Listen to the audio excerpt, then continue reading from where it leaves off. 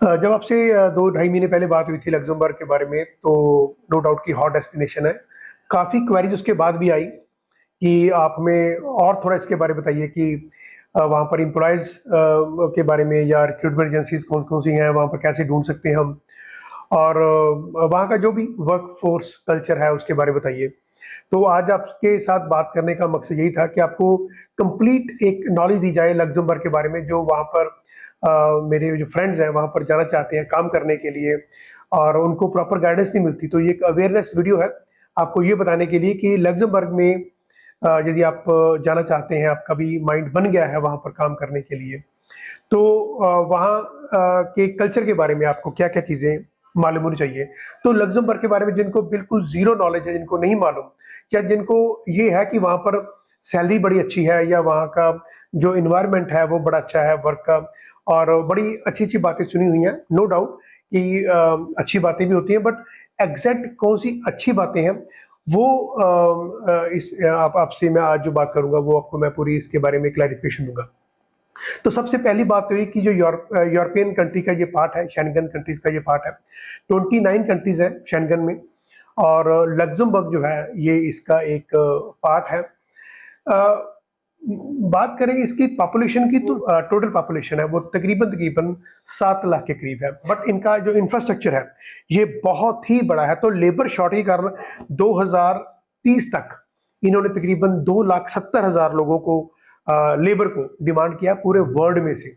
अब पूरे वर्ल्ड का मतलब ये होता है कि सबसे पहले तो ये कोशिश करते हैं कि अपनी कंट्री में से लोग लें। फिर सेकंड प्रेफ़रेंस होती है कि जो शेंगन की बाकी 28 कंट्रीज़ रहेगी, तो उनमें से लोग बुलवाए जाएँ, या अदर कंट्री जो चाहे वो कनाडा, ऑस्ट्रेलिया, न्यूज़ीलैंड भी हो, उनसे बुलवाए जाएँ। यदि वहाँ से नहीं आते, फिर वो एशियन कंट्रीज़ की तरफ चलते हैं। सो कहने का मतलब ये हुआ कि 29 कंट्रीज़ की उनकी फर्स्ट प्रेफ़रेंस होती है, और उसके बाद फिर नो डाउट कि एशियन कंट्री की तरफ उनका जो माइंड है, वो चलता है। मैंने कहा कि मैंने सेक्टर्स के बारे में बताना, आपको रिक्रूटमेंट एजेंसीज़ के बारे में बताना है, तो सबसे पहले आपको ये मालूम होना चाहिए इनकी जीडीपी क्या है। लक्ज़मबर्ग की जो जीडीपी है अप्रॉक्सिमेटली $100 बिलियन के करीब है। इसमें से मैक्सिमम जो 80% जो इनका सर्विस सेक्टर से इनका जो जीडीपी आती है, और 10% इंडस्ट्रीज़ की सेक्टर से आता है। तो ये मत सोचिए कि वहाँ पर आप जाके कोई इंडस्ट्री लगा लेंगे, आप वहाँ पर जॉब ही कर पाएँगे।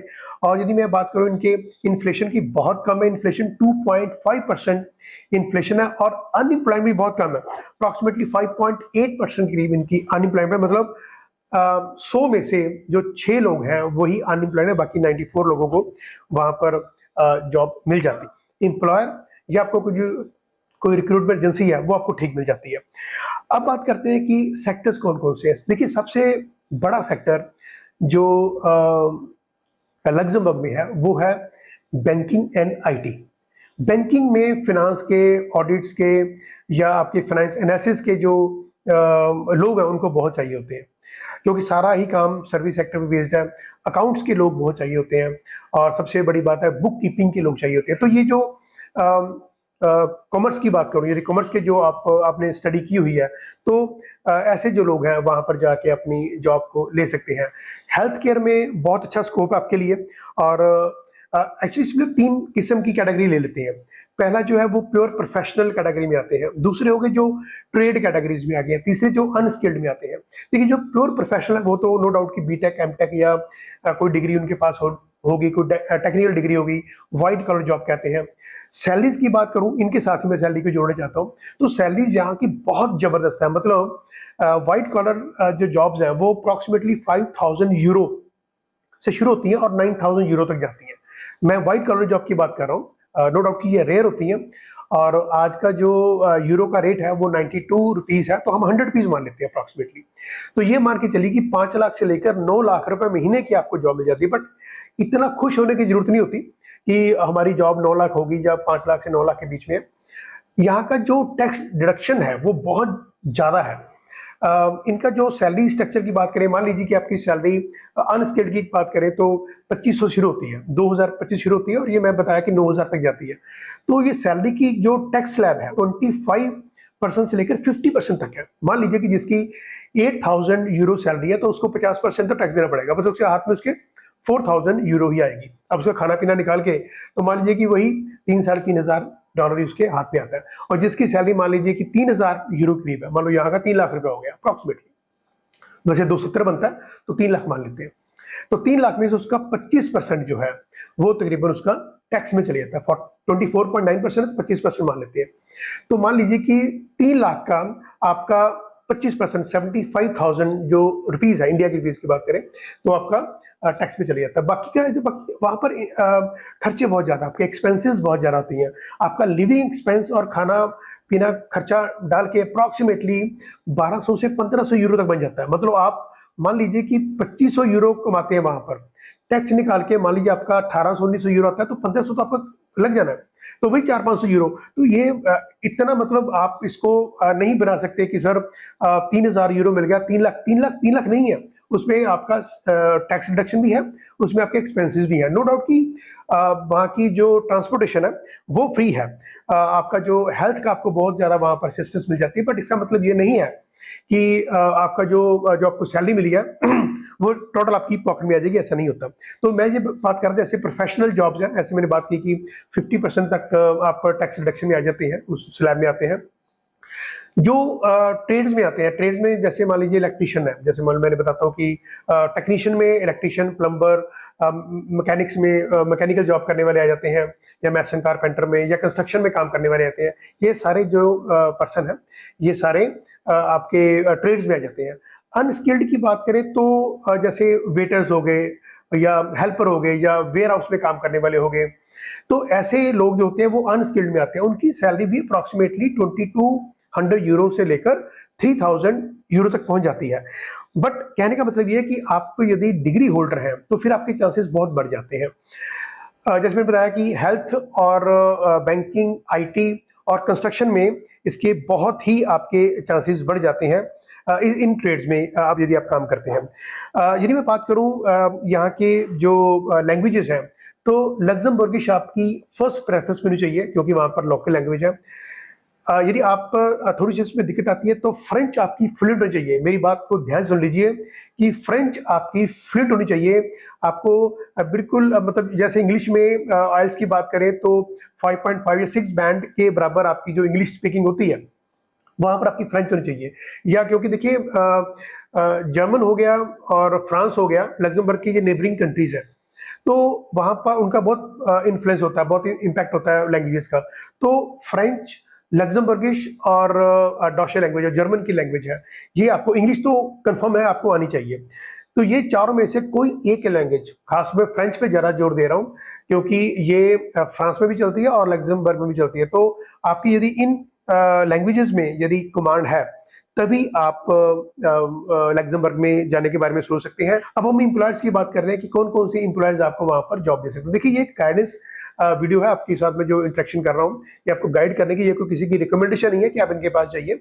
आप अपने माइंड को यूज करिए। आप देखिए गूगल पे जाइए, आपके पास यूट्यूब है, कई सोशल मीडियाज हैं, वहां पर आप पूरी सर्च करिए, तब जाके इनके साथ आप बात कर सकते हैं।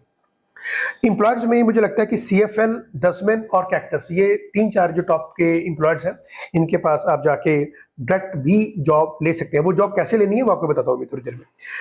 रिक्रूटमेंट एजेंसीज की बात करें जो आपकी हेल्प करती हैं, देखो या तो आप डायरेक्ट एम्प्लॉयर के पास पहुंच जाएंगे, है ना, या आप किसी की हेल्प लेंगे। वहां पर रिक्रूटमेंट एजेंसीज है वो आपकी हेल्प कर देती हैं। उनमें RH और LHH ये, और ब्रिंक्स और ग्लासडोर और ह्यूमन, ये जो कंपनीज हैं ये आपकी हेल्प कर सकती हैं। और ये सारा प्रोसेस कैसे होता है, जैसे मान लीजिए आप इनकी वेबसाइट पे जाते हैं, मैं एम्प्लॉयर की डायरेक्ट की बात कर रहा हूँ। यदि आप इनके डायरेक्ट वेबसाइट पे जाते हैं तो आपको फॉर्म भरना पड़ता है जब आप CV अपलोड करते हैं। देखिए CV आपका यूरोपियन फॉर्मेट में होना चाहिए। वो आप अपलोड करते हैं, अपना फ़ोन नंबर, अपने कॉन्टैक्ट्स और अपना ईमेल ID देते हैं, तो आपसे बात की जाती है एम्प्लॉयर के द्वारा। तो फिर उसका क्या प्रोसेस होता है वो सुन लीजिए ध्यान से। तो सबसे बड़ी बात ये होती है कि जब आप ये सारा प्रोसेस करते हैं और कोई आपको एम्प्लॉयर मिल जाता है या कोई रिक्रूटमेंट एजेंसी मिल जाती है, वो आपको एम्प्लॉयर के साथ आपका कम्युनिकेट करवा देते हैं, तो फिर उसके बाद एक आपको ADEM कहते हैं इसको, ADM से आपने सर्टिफिकेट इशू कराना होता है। ADM का मतलब होता है ये नेशनल एम्प्लॉयमेंट एजेंसी होती है। जैसे कनाडा में मान लीजिए अब आप एलएमआई लेने जाते हैं तो ईएसटीसी डिपार्टमेंट होता है, employment social department of Canada. ऐसे ही वहाँ पर एडीईएम होता है। तो ये नेशनल एम्प्लॉयमेंट एजेंसीज होती हैं, यहाँ से आपको सर्टिफिकेट इशू किया जाता है। एक आपने सर्टिफिकेट और इशू करवाना होता है, that is called authorisation to stay. Authorisation to stay जो होता है ये इमिग्रेशन डिपार्टमेंट जो होता है मिनिस्ट्री ऑफ फॉरेन अफेयर्स का, वहीं से। तो ये दो डॉक्यूमेंट्स आपको लेने पड़ते हैं। दो डॉक्यूमेंट में एक तो आ गया कि आपका ऑथराइजेशन टू स्टे हो गया, दूसरा आपको इंप्लॉयमेंट कॉन्ट्रैक्ट लेना पड़ता है। इंप्लॉयमेंट कॉन्ट्रैक्ट इतनी जल्दी नहीं मिलता, आपको एम्प्लॉयर के साथ एक ऑथराइजेशन लेटर देना पड़ता है, पावर अटर्नी देनी पड़ती है कि आप हमारे बिहाफ पे मिनिस्ट्री ऑफ जो फॉरेन अफेयर्स है उसमें जाके आप हमारा जो वर्क परमिट का प्रोसेस है वो सारा करिए। तो इससे क्या होता है कि जो आपका एम्प्लॉयर होता है वो एडीईएम में जो नेशनल एम्प्लॉयमेंट जो एजेंसी है वहाँ पर आपका जो वर्क परमिट निकलवाता है, इशूड बाय एडीएम होता है, और साथ में जो ऑथराइजेशन टू स्टे होती है वो भी आपकी साथ में, आपको ओरिजिनल वो वहाँ से आपको मेल करते हैं, आपको बाई पोस्ट भी कर सकते हैं, आपको अपने घर में या आपकी मेल आईडी पे वो मिल जाती है। अब ये तो प्रोसेस हो गया लग्जमबर्ग का, जो वहाँ के एम्प्लॉयर्स करते हैं। अब बात आ गई कि आपको वर्क परमिट, कहते हैं कि वर्क परमिट और वीजा एक नहीं होते, ध्यान रखिए इस चीज का। जो कहते हैं हमें वर्क मिल गया और हमें वीजा मिल गया, ऐसा नहीं होता। अब आपको एक वर्क परमिट मिला, वर्क परमिट को आपने यहाँ पर जो इंडिया में लग्जमबर्ग की एम्बेसी है वीएफएस में जाना, आपने अपना फॉर्म भरना है, फॉर्म डी आपने फिल करना है। उसमें जो आपका एम्प्लॉयमेंट कॉन्ट्रैक्ट है, जो वर्क परमिट है या ऑथराइजेशन टू स्टे है, वो अपने साथ में लगानी। बाकी जो डॉक्यूमेंट्स है वो तो सिंपल होती हैं। आपने एक फॉर्म भरा जैसे मैंने कहा, उसके साथ आपका जो हेल्थ इंश्योरेंस है, पुलिस क्लियरेंस सर्टिफिकेट आपको लगाना पड़ता है, आपके पोस्टल होते हैं सर्टिफिकेट सारे। तो साथ में आपका जो एम्प्लॉयमेंट का जो आपने पहले ऑलरेडी किसी के साथ किया हुआ है, एकेडमिक्स है, वो सारे आपके लगते हैं। तो जो जो चेकलिस्ट मिल जाती है आपको लग्जमबर्ग की एम्बेसी वीएफएस से, तो वो सारा विद एम्प्लॉयमेंट कॉन्ट्रैक्ट, जिसे वर्क परमिट कहते हैं या ऑथराइजेशन टू स्टे, ये सारा लगाने के बाद आप वीएफएस में अप्लाई करते हैं। अच्छा, जो मैं आपको बात बताना भूल गया कि जब आप एडीएम से ये सारा सर्टिफिकेशन का प्रोसेस लेते हैं तो तकरीबन 3 से 8 महीने का प्रोसेस होता है ये वाला। It's not easy. तो 3 महीने से लेकर 8 महीने आपको वहाँ पर वेट करनी पड़ सकती है। यहाँ का प्रोसेस इंडिया में तो बहुत ईजी है। यहाँ तो आपको मान लीजिए कि 7 डेज से लेकर 15 डेज तक आपको जो वीज़ा है वो मिल जाता है। वीज़ा की जो सक्सेस रेशियो है वो बहुत ज़्यादा नहीं है। लोग कहते हैं कि 94% है, 95% है। मान के चलिए कि 50% लोगों को ये वीज़ा मिल जाता है यदि आपने डॉक्यूमेंटेशन प्रॉपर की है वहाँ से भी और यहाँ से भी, फिर आपके चांसेस बढ़ जाते हैं। होपिंग फॉर द बेस्ट कि जो मैंने सारा बताया है वो सारे आपकी क्वेरीज को सॉल्व करता होगा। और यदि इसके अलावा भी कोई क्वेरीज होती हैं आपकी तो आप मुझे डायरेक्ट मैसेज कर सकते हैं। नंबर आपकी स्क्रीन पे चल रहा है 9815873700। होपिंग फॉर द बेस्ट कि आपको ये चीज़ें सारी क्लियर होगी होंगी। और नेक्स्ट फ्राइडे 5 o'clock मैं आपके साथ फिर दोबारा इंटरेक्टेड होऊंगा। तब तक मुझे दीजिए इजाज़त। बहुत बहुत धन्यवाद आपका। नमस्कार।